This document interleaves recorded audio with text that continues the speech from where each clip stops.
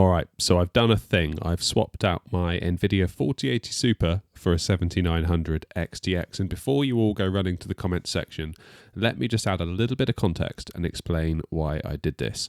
Reason number one, as some of you might know, I'm a flight simmer. I've got a fairly sizable flight sim channel here on YouTube, which makes up the vast majority of my YouTube earnings. It's kind of a big deal for me. Trouble is, since Microsoft Flight Sim 2024 launched back in last November, I've been having some issues with my 4080 Super in that I've been running out of VRAM. This causes my sim to slow down all the way to like 7 FPS. In some cases, it will just crash out, which is no good at all when you're trying to do a live stream. And the 7900 XTX is the cheapest way for me to join the 24 gigs of VRAM club. 4090, 5090 were just ever so slightly out of budget for me, sadly. Reason number two is that I got a cracking deal on this card. I picked it up used, but I mean barely used. We're talking 2 weeks old for £600. It felt like too good of an offer to pass up.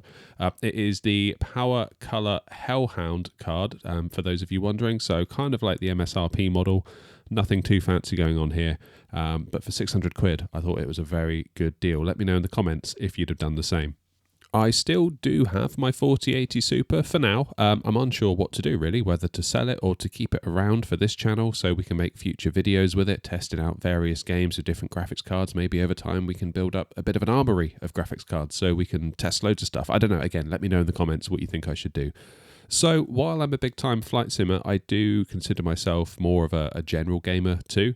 So the point really of today's video is to take a look at a sample of other games that I enjoy and see how the 7900 XTX stacks up against my 4080 Super to see if there's really any major drawbacks from moving over to Team Red.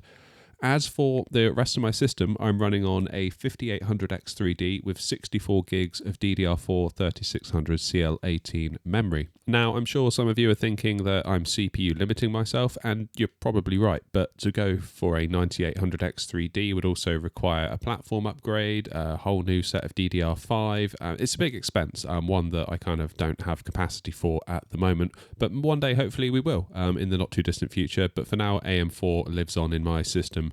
And all recording for the record has taken place on my streaming/recording PC, so there's no like OBS overhead in the benchmark footage you are about to see. Anyway, starting out benchmarking Call of Duty Black Ops 6 in 4K on the Extreme preset, you can see that the 7900 XTX is slightly edging ahead of the 4080 Super, not by a ton, but it is there. Two things that are kind of jumping out at me here besides the FPS is that number one, we're using around 20 gigs of VRAM on the 7900 XTX, and also look at the higher CPU usage on the 4080 Super. I'm not entirely sure why this is. I have heard rumors to the effect that NVIDIA can have a higher CPU overhead with its driver stack. But there was nothing else running at the time of recording when I did these benchmarks. So I don't know, maybe it's an anomaly. Leave a comment if you've got any ideas on this. The other thing that jumps out to me is the power draw. The 7900 XTX is drawing well in excess of 300 watts, while the 4080 Super sits comfortably below it. And this is a thing that I've noticed, the heat. For those of you that don't know, I do a lot of this content creation stuff from my 2x2 meter garden shed, which has no windows, and I keep the door shut because I hate spiders. And I'm noticing that it gets hotter in here a lot more quickly since upgrading to the 7900 XTX. Another observation is that we're using a lot more system memory on the 7900 XTX. Okay, so moving down to the balanced preset, but staying at 4K, GPU VRAM usage, they appear a lot more in line with each other now, the 7900 XTX and the 4080 Super. The 7900 XTX is using a touch more, but it's not a lot. The CPU usage also seems similar for the most part. Although there seems to be like some spikes on the 4080 Super, just occasionally. Again, system RAM is also higher over on Team Red. So if we drop down to 1440p, but go to the Extreme preset again, you notice how we're back up to 20 gigs of VRAM being used on the 7900 XTX, and the power draw is still up there at 360-ish watts, while the 4080 Super has dropped down to nearer 220, 230 watts in light of running at 1440p. You've got to hand it to NVIDIA. Their power efficiency with 40 series is really quite something. So sticking with 1440p, but this time we're going to drop down to the balanced preset. VRAM has dropped a ton on the 7900 XTX. It's now much more in line with the 4080 Super, but still a couple of gigs higher.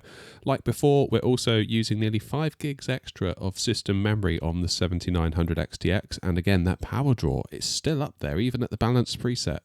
360 watts. That's quite something. Okay, let's switch to Cybpepunk 2077. We're going to run on the Ultra preset, so no ray tracing, and we're not going to run any upscaling tech either. This is just honest to goodness raster. So we're seeing a little more VRAM is in use on the 7900 XTX, and again a good 4 to 5 gigs of system memory being used as well. FPS does seem to be higher though on the 7900 XTX, averaging around 10 FPS higher. So for raw raster, the 7900 XTX is performing very well here. All right, let's stick with 4K and turn on the RT Ultra preset.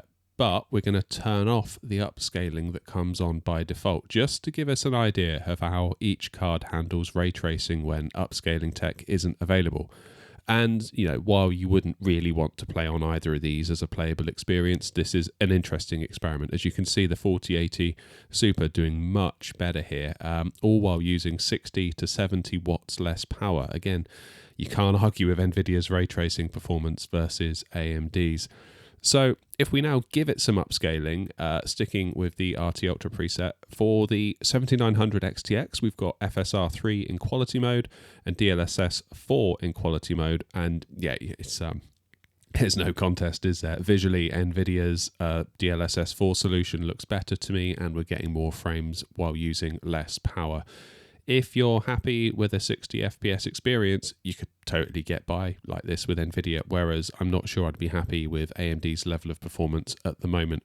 The lead gets even more when we switched DLSS into performance mode, almost getting up into 100 FPS. And keep in mind, this is DLSS 4 with the new Transformer AI models running the show, so actually giving much better image quality than DLSS 3 would have done, to the point where I would argue DLSS 4 in performance mode rivals what DLSS 3 used to be in quality mode. I would happily play through the game like this, so points to NVIDIA here for sure. Okay, let's switch gears into Diablo 4 in the Ultra preset. Again, just Ultra, no ray tracing, no upscaling, just 4K raster. And you can see the 7900 XTX is pulling ahead by a decent margin. Again, notice how the 7900 XTX is making use of that extra VRAM with almost 20 gig in use. System RAM seems similar in Diablo 4, unlike Call of Duty, but again, we're pegged at 360 watts of power on the 7900 XTX. NVIDIA's efficiency, again, is really showing here. Now, I don't know about the rest of you, but I find Diablo 4 a little bit on the stuttery side, and while it was definitely present occasionally on the 7900 XTX, it felt way worse on the 4080 Super, and you kind of see this is reflected in the 0.1% lows. Now, let's enable ray tracing. This is the ray tracing Ultra preset, but with no upscaling, just to see how the cards get on without any upscaling wizardry, just for the science. And yet again, NVIDIA's clearly ahead here in terms of the raw performance that we're getting, and also in power draw, using in some cases under 100 watts less power. If we were to introduce some upscaling tech, so FSR2 in quality mode for the 7900 XTX and DLSS in quality mode for the 4080 Super, you can see on the 4080 Super, the upscaling tech is now getting us at around about 60 FPS, while the 7900 XTX is still struggling to get there. And again, look at that power draw. It's like no matter what we do, we're just hard stuck at 360 watts on the 7900 XTX. It's not until we use the performance mode for both FSR and DLSS that we see the 7900 XTX getting what I would call a playable 60 FPS experience, while the 4080 Super starts to pull way ahead into the 80s and the 90s. And again, look at that power draw difference. We're now in the region of a difference of 150 watts. That's crazy. Into Forza Horizon 5 in the 4K at the Extreme preset, the 7900 XTX is starting to pull away from the 4080 Super, but all while using comfortably over 100 watts more power to do it. VRAM usage is higher too on the 7900 XTX, as is the main system memory. If we scrub forward towards the end of the benchmark run, you can see once it's all had time to play out, the 1% lows and 0.1% lows are much higher on the 7900 XTX, which is a big deal because I think we really should pay way more attention to those than the averages, as that really kind of tells you the truth of what's going on with like low FPS dips that you would actually notice during gameplay, and it might kind of break the immersion a bit. And last but not least, we've got Ratchet and Clank Rift Apart. For a game that I initially wrote off as a silly kids game, I absolutely adore this game.